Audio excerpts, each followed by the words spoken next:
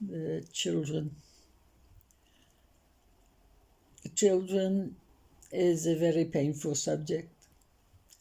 I have 4 children, a girl and 3 boys.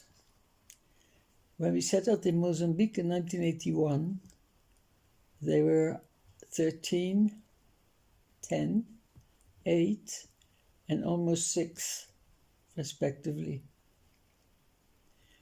The previous few years, their father, Pierre, and I had been working from Leiden University in the Netherlands, alternating our field research in West Africa, so one of us would stay with the children.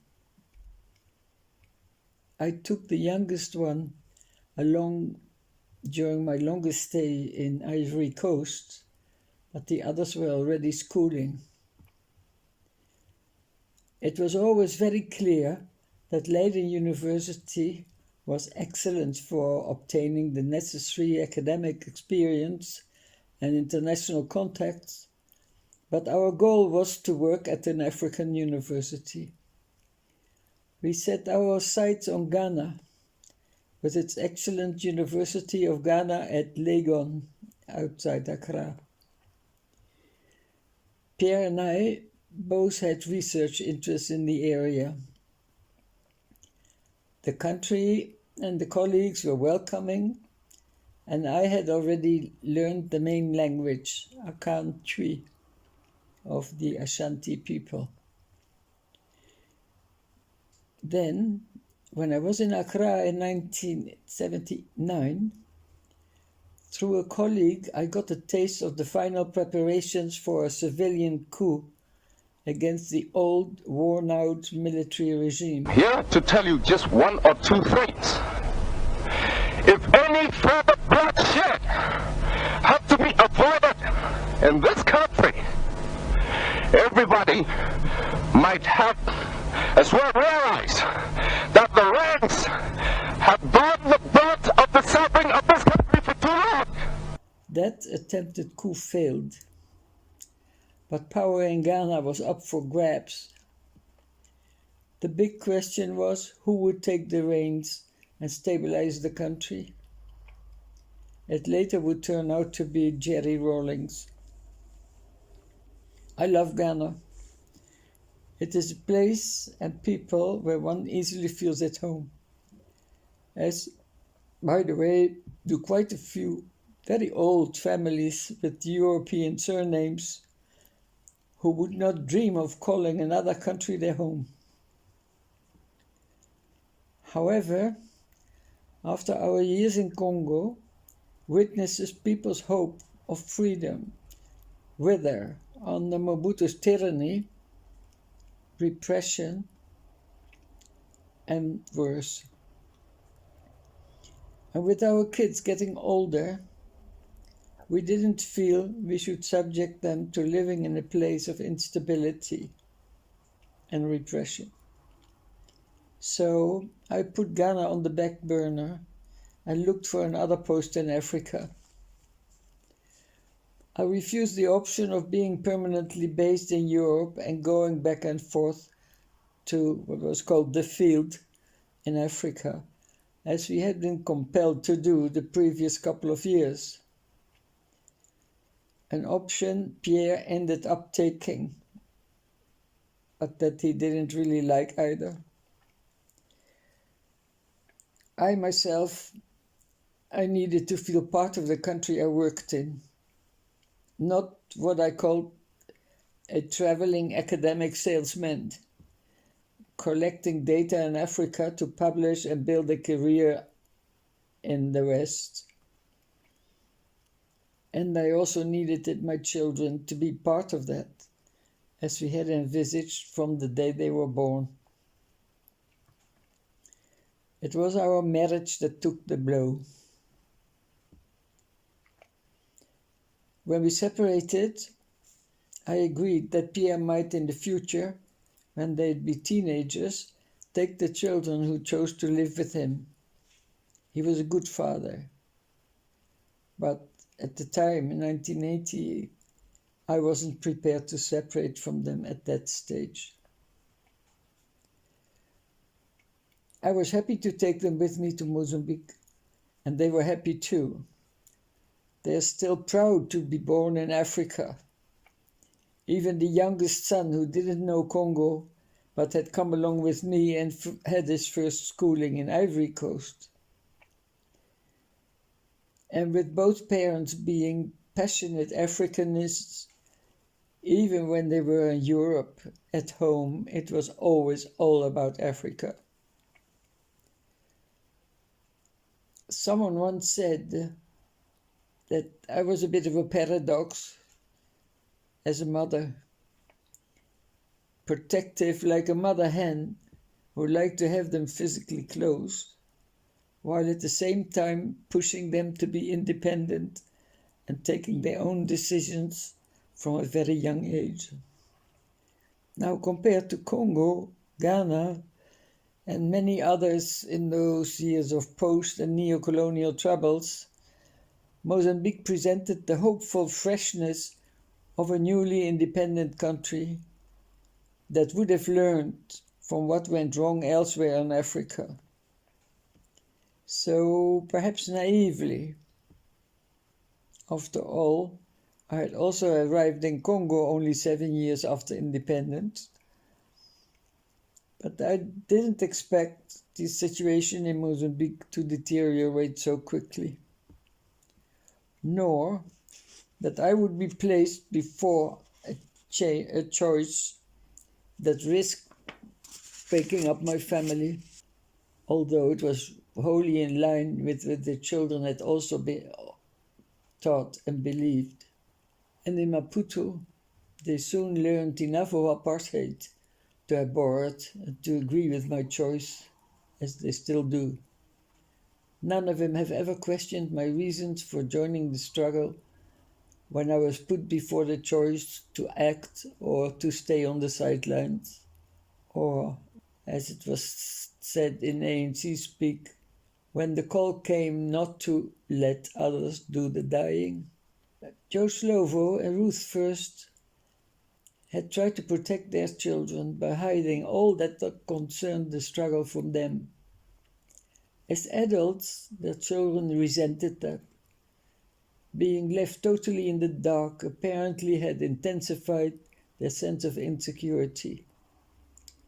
So, we discussed the thing with Joe, and with him we decided to let the children minimally know and participate in little ways, depending on their age. For instance, they all knew how to answer the phone, never to say whether we were at home or disclosing our whereabouts. The older ones became very good at spotting danger and security rules, especially when we lived in an underground house in Swaziland later. It all became easy, and it had come naturally for the children because of the presence of the ANC in Maputo and ANC visitors coming to our home almost daily.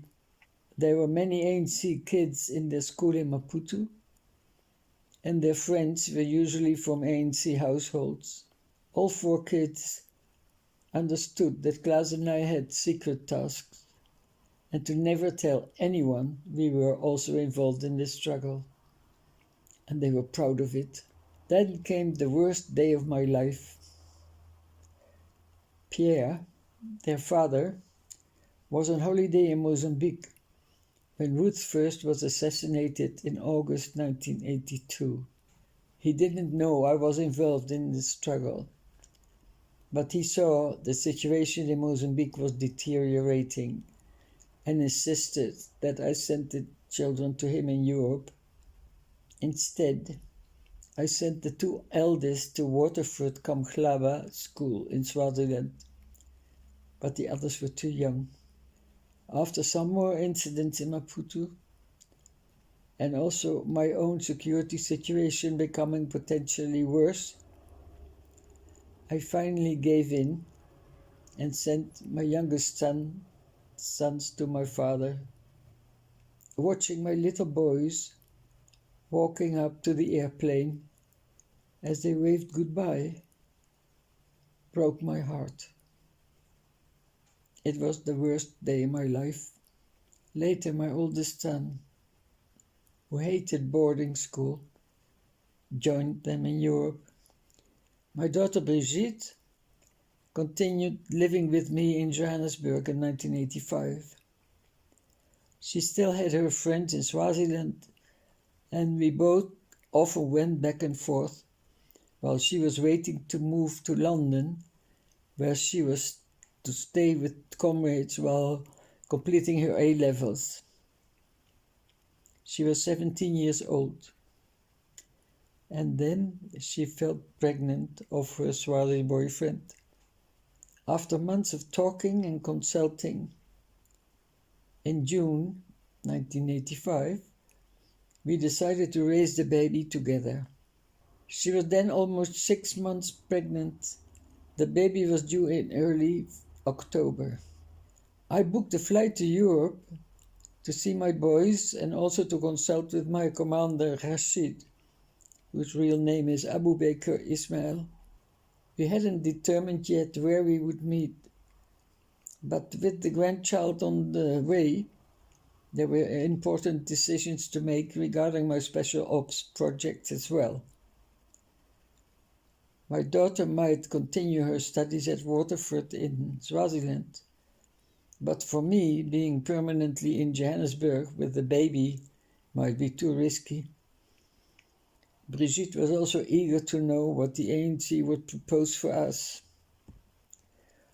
The day before my flight to Europe, on 28 June 1985, I was arrested in Johannesburg. By a stroke of tremendous luck, Brigitte had just left for a holiday in Zimbabwe. Pierre and our sons waited for me to arrive on the plane in Luxembourg, a low-cost flight destination in those days. But I wasn't there. Pierre declared me missing. After a few days, the South African authorities admitted that I was in custody. I didn't need to describe the shock for the children. In Harare, my daughter was also in danger, and she was kept underground until she could fly to my mother in the Netherlands. About 3 months into my detention, she gave birth to a little girl. The baby was in good health, but due to complications at birth, Brigitte became critically ill and remained paralyzed for months. She had counted on me, and now I wasn't there for her. It was awful. I can't describe how this felt for both of us. In 1986, they all attended my treason trial at the Supreme Court in Johannesburg, with also baby Shona and my mother. From a psychological point of view, this is deemed to be important for the children during the onset of a process similar to mourning, when their mother would be incarcerated for many years. My daughter was then officially banned from visiting me, as they suspected her of having been my accomplice. The two of us only met again after my release 3 years later. The apartheid prison service considered children to be better off without a mother who has sacrificed her family. With the comrades and the embassy, we had to fight hard for me to be allowed to so-called save my quota of monthly visits, which was 1/2 hour visit a month by one person during the first couple of years. So then, once a year, one of my sons could make the trip to South Africa for a series of my saved visits with me, initially behind glass. The children have never criticized my commitment. On the contrary. But like all children of the struggle, they have suffered serious trauma and PTSD. They had to learn to live with it, but there's no cure. I can just hope they won't pass it on to their children. Here again, we get to the difference between guilt and responsibility.